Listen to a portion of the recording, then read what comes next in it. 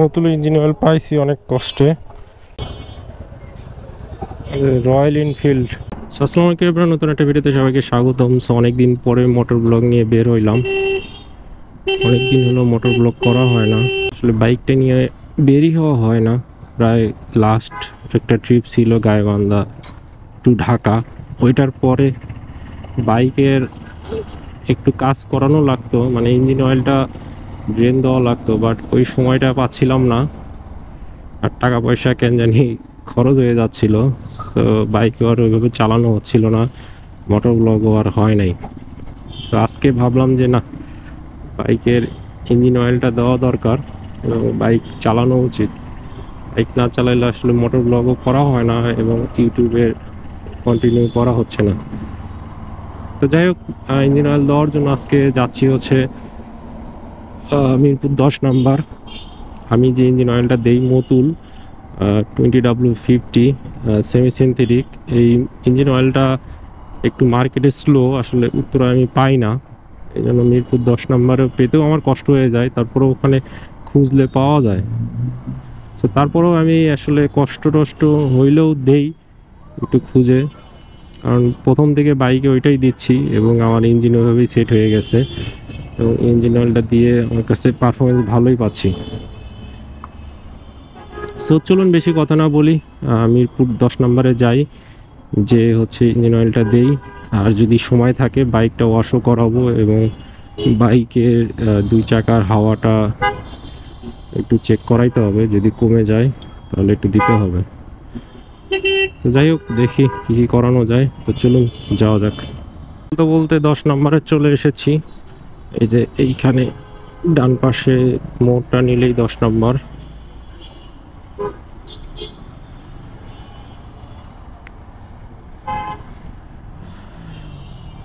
এই যে এখন ডিরেক্ট হচ্ছে বাইকের ইঞ্জিন অয়েল খুঁজতে যাব, ইঞ্জিন অয়েলটা দিয়েই চলে যাব। এখন বাজে ঘড়িটা 1:38। তো এই যে দিক দিয়ে ঢুকলেই বাইক পট্টিতে ঢুকে পড়লাম আমি। অনেকদিন পরে আসলে 10 নম্বরে আসা হইল। তো এদিক দিয়ে যাইতে হবে। এই যে দেখুন, বাইকের স্বর্গরাজ্য। এখানে এই বাইকের সব ধরনের কাজই এখানে করাইতে পারবেন আপনারা আসলে।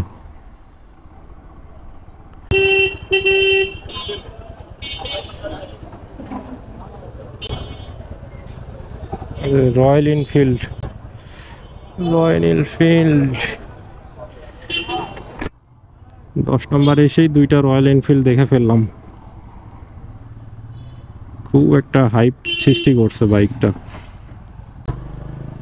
এই যে ক্লাসিক 350, ভালোই বাইকটা, ক্লিয়ারেন্স সিটটা একদমই নিচু। তো যাই হোক, আমার ইঞ্জিন অয়েলটা কই থেকে নিব?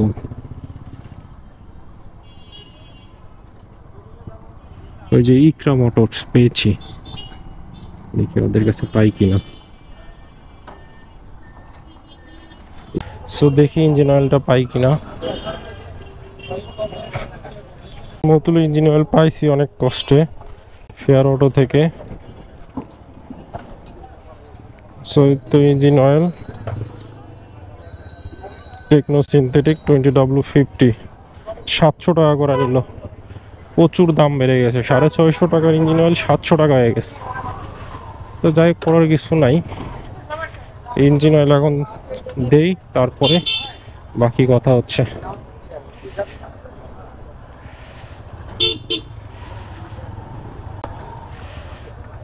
সো এই তো আমার বাইকটা।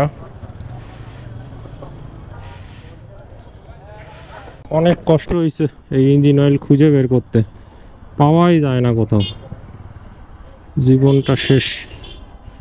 সো ইঞ্জিন অয়েলটা চেঞ্জ করতে হবে। এখন দেখি কোথাও থেকে একটা ইঞ্জিন অয়েলটা ড্রেন দিয়ে নিই। ও মা, অলরেডি 2টা বেজে গেছে। ভাবছিলাম বাইকটা ওয়াশ করাবো, বাট ওয়াশ মনে হয় আর করানো হচ্ছে না। এদিক তো বাইকের দোকানই দেখি না। এই জায়গায় থেকে দেখি ড্রেন দেওয়া যায় নাকি।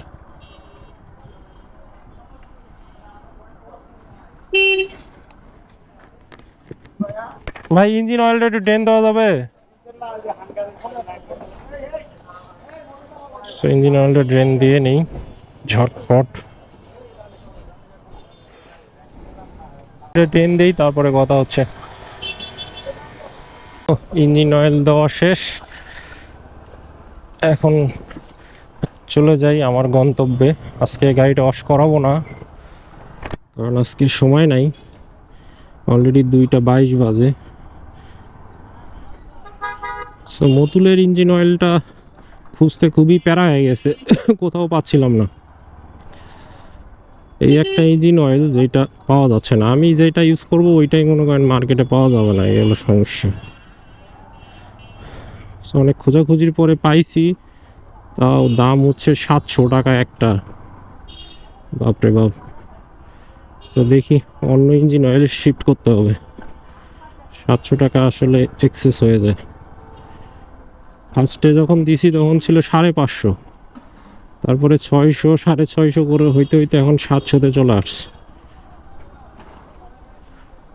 বাংলাদেশি বা অন্য কোনো দেশের ইঞ্জিন অয়েল ট্রাই করতে হবে।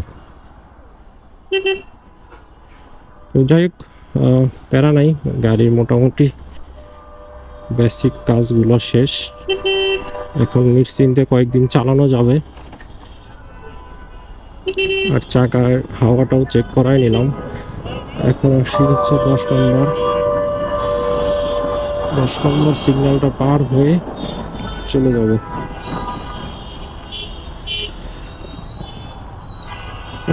জ্বালা,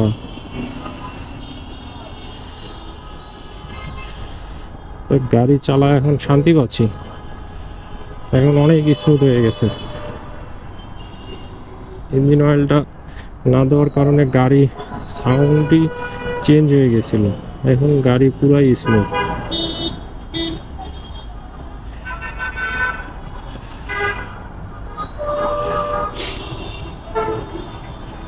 যাই হোক, আশা করি ভিডিওটি ভালো লাগছে। ভিডিওটা কত বড় হয়েছে জানি না, অনেকদিন পরে আবার মোটর ব্লগে ব্যাক করলাম।